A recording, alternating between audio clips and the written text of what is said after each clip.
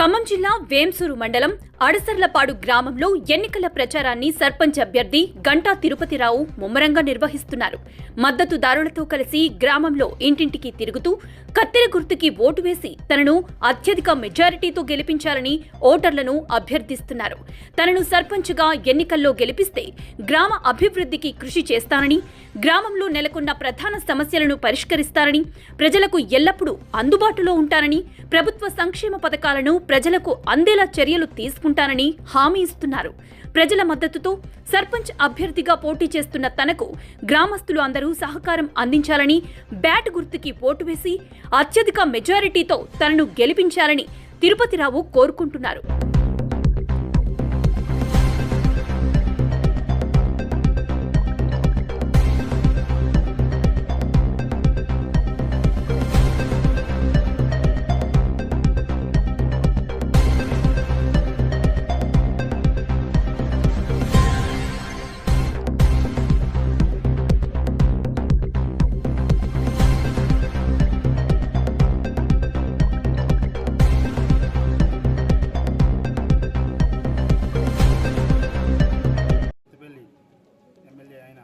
రాగమయ్య గారు, దయానంద్ గారికి నా హృదయపూర్వక నమస్కారాలు.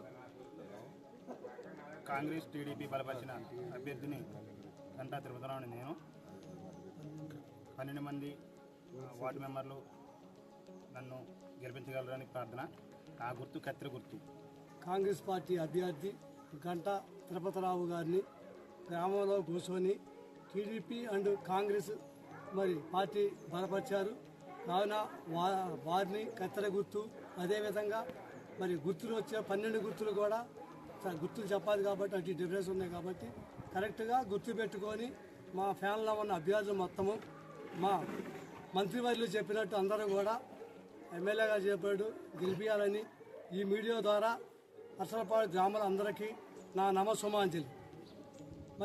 గెలిచిన తర్వాత మనం ప్రణాళికతో ముందుకు పోదామని.